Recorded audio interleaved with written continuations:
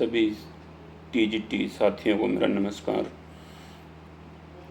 आज बहुत सारे बच्चों की क्वारी आ रही है मेरे पास कि एक्सपीरियंस केस की तरफ ध्यान क्यों नहीं दिया जा रहा। एक्सपीरियंस केस में अभी तक उस पर क्यों नहीं लगी फाइल, सीएम वो नहीं हुई, अपडेट नहीं हुई।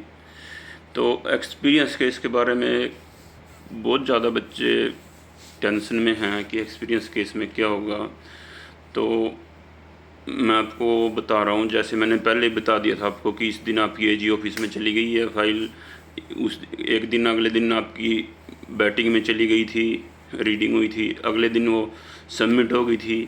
अब उस पर प्रोसेस हो जाएगा, गवर्नमेंट कर रही है। बिल्कुल एक एक चीज़ पे आपके पूरा ध्यान है गवर्नमेंट का। ये मत सोचो कि गवर्नमेंट कर नहीं रही कुछ। और जो अपने चेयरमैन हैं हिम्मत सिंह जी, बिल्कुल एक एक चीज़ को बड़ी स्पीड से कर रहे हैं और एक एक चीज़ पे ध्यान है उनका। और आपको मैं एक सरप्राइज़ बताना चाहता हूँ। मैं पता तो मुझे कई दिन से है, लेकिन बता ही देता हूँ। एक्सपीरियंस केस से आपके रिजल्ट में कोई मैटर नहीं करता। इसके दो रीजन हैं। एक बड़ी आपको सरप्राइज होगा और मैं आप लोगों के ऊपर भी सरप्राइज हूँ कि आपने कभी ध्यान नहीं दिया। आप लोग स्टे बोल रहे हो इसको।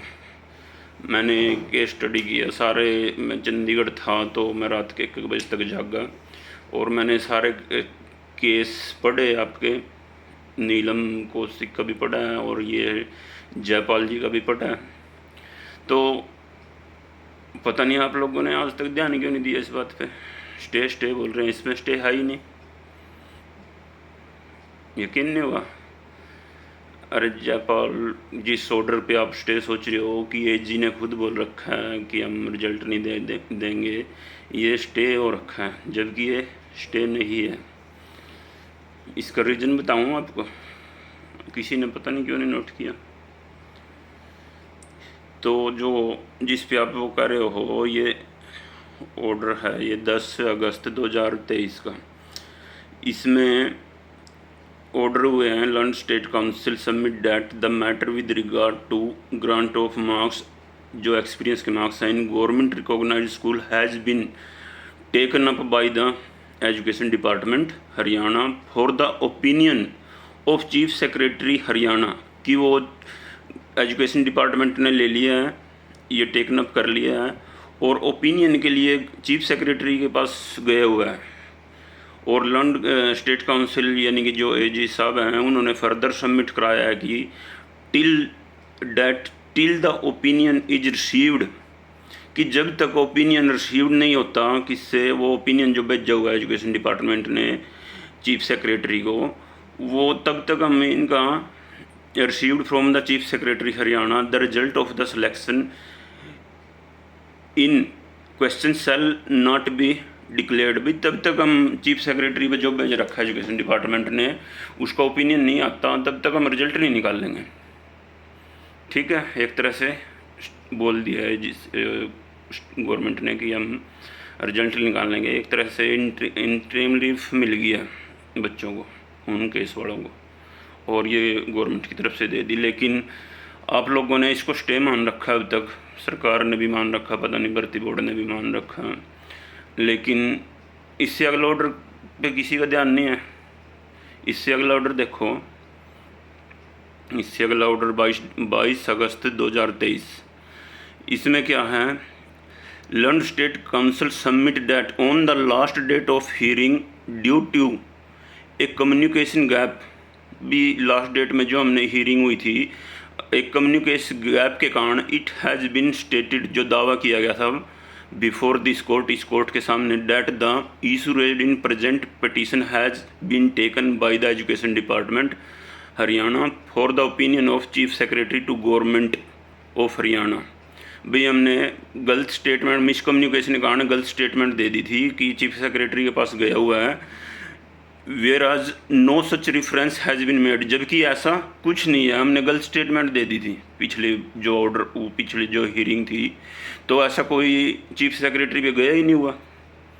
तो हमारा ये सारा पिछला जो हियरिंग है वो सारी एक तरह से वापस ली जाती है, वो स्टेटमेंट वापस हो गया वो बिल्कुल, क्योंकि और जो स्टे उन्होंने रिजल्ट का बोल रखा था वो till the opinion of chief secretary बोल रखा था, और अगली डेट में उन्होंने बोल दिया कि नहीं, गलत स्टेटमेंट थी, हमने तो ये मिसकम्युनिकेशन गैप हो गया, ऐसा तो कुछ गया ही नहीं चीफ सेक्रेटरी साहब के पास।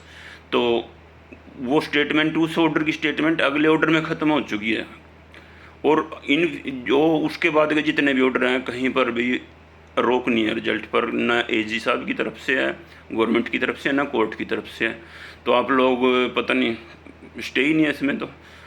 और ये बात मैंने अब एचएससीसी के सामने भी हो चुकी है मेरी, तभी मैं आपको कह रहा हूँ कि इस केस में कुछ नहीं है, ऐसा कोई रोक नहीं है। और दूसरा इसमें पॉइंट क्या है कि अब तो एक्सपीरियंस केस सुप्रीम कोर्ट की तरफ से भी खारिज हो गया, ये सोगनिमिक, और उसी में पार्ट आता है। तो इस केस में बिल्कुल भी ख़त्म है ये, इसमें कुछ रहा ही नहीं। ओनली गवर्नमेंट को यदि कोर्ट में कुछ भी ना दे तब भी रिजल्ट निकाल सकती है, ना तो स्टे है इसमें जब इस पर फैसला होएगा। और ये सबको पता है कि ये केस ख़त्म हो चुका है, सुप्रीम कोर्ट से हो चुका है, ना ये कहीं चैलेंज होगा ना कुछ होगा। तो गवर्नमेंट जो भर्ती बोर्ड है, एचएसएससी है, चेयरमैन हिम्मत सिंह जी हैं, इसका रिजल्ट पे कोई आंच नहीं आएगी इस केस की। इस केस के बिल्कुल भी एप्लीकेशन भी ना लगाएं तब भी रिजल्ट निकाल सकते हैं इसका। और ये मैं बात कर चुका हूँ इसकी, कर चुका हूँ, डिस्कशन कर चुका हूँ, और ये मैं एग्री करते हैं सब इस पर भर्ती बोर्ड की, हाँ, कि लेकिन कोर्ट में फिर भी करेंगे, फॉर्मेलिटी कर रही है, लेकिन रिजल्ट निकाल सकते हैं, कोई दिक्कत नहीं है इसमें। यदि इस मतलब मेरा कहने का मतलब है, मैंने आपको पहले ही बोला, कई दिन से बोल रहा हूँ, इसकी चिंता मत करो, आप बिल्कुल मत करो, मेरे पे विश्वास रखो। तो मैं भी किसी फैक्ट के आधार पर बोलता हूँ, ऐसे नहीं बोलता।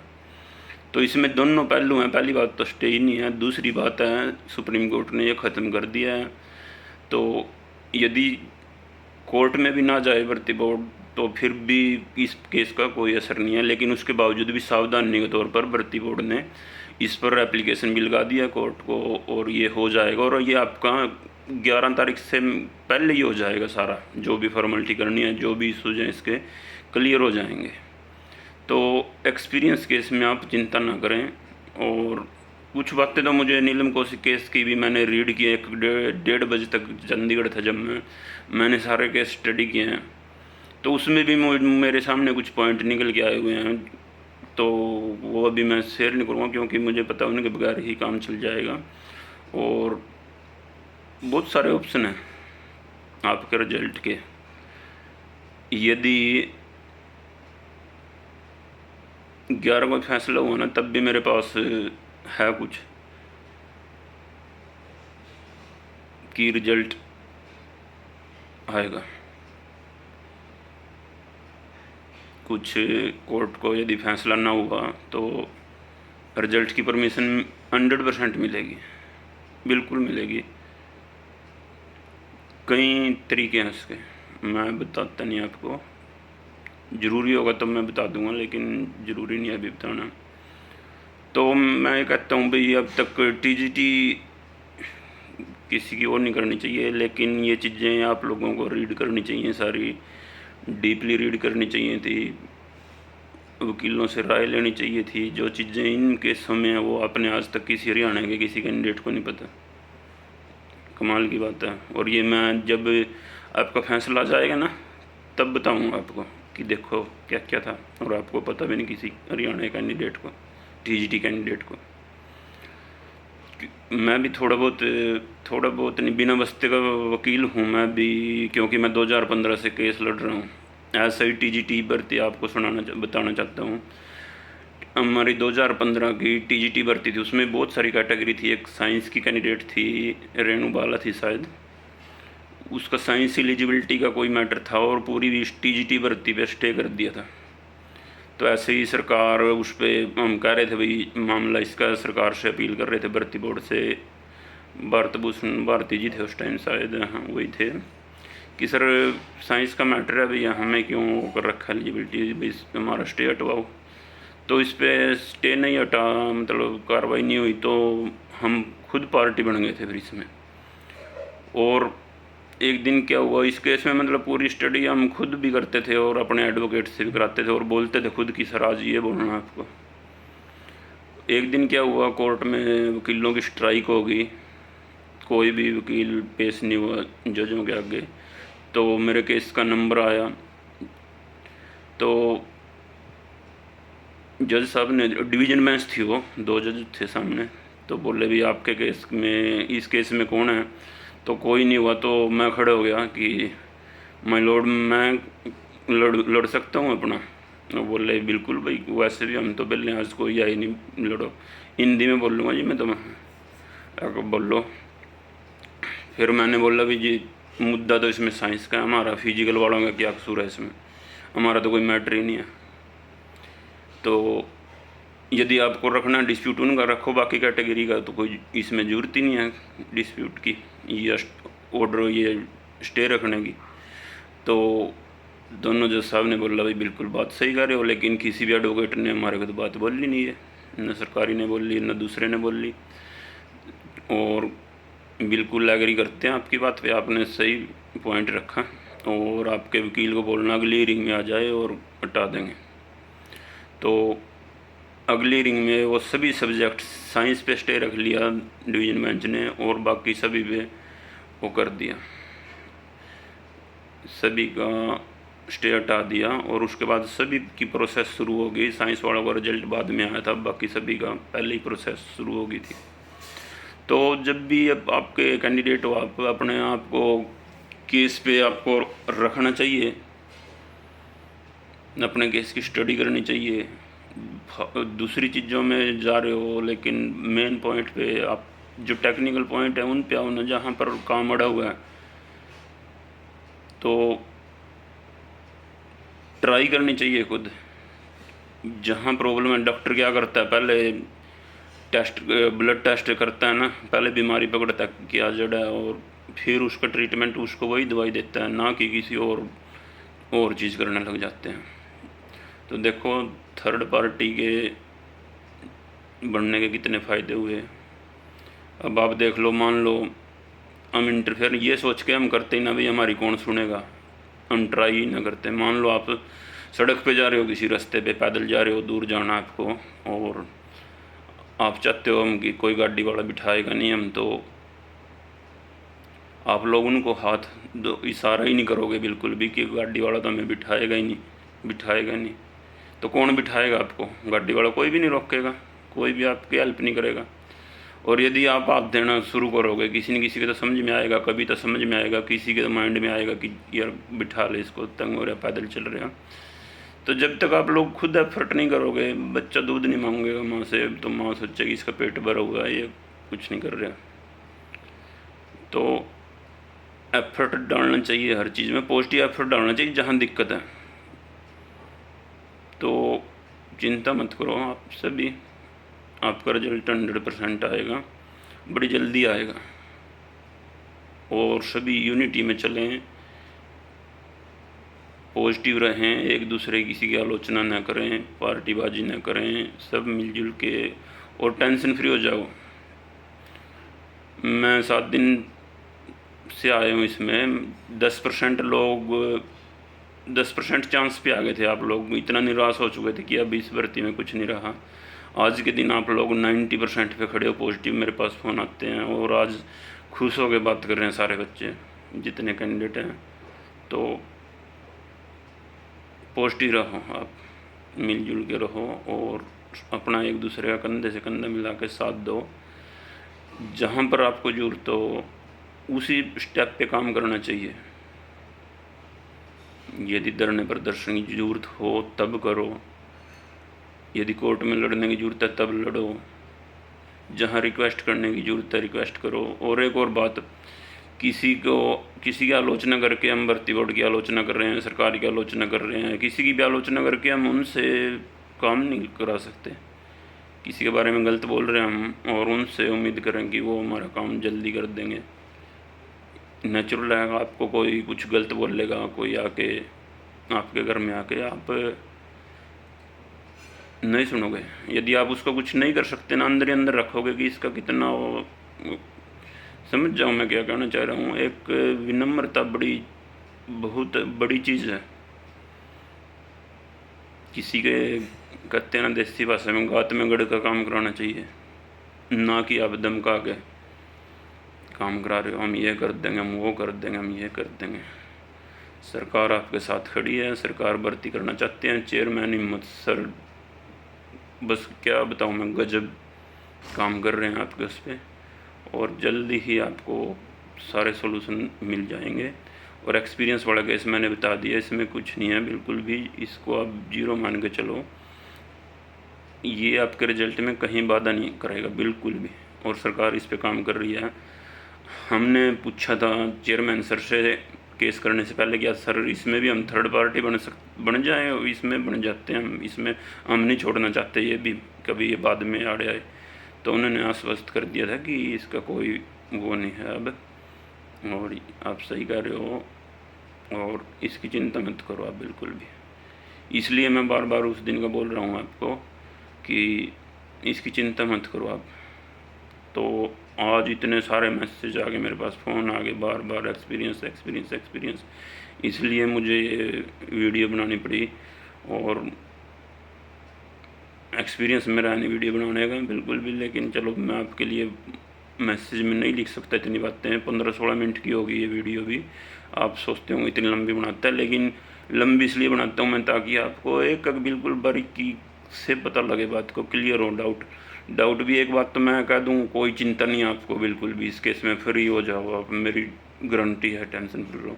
एक मैं उसका लॉजिक बताऊँ कि इसमें लॉजिक क्या है, क्या इसमें मैं किस वजह से बोल रहा हूँ ये बात, इसलिए मेरे को इसमें बताने में थोड़ा टाइम लग जाता है।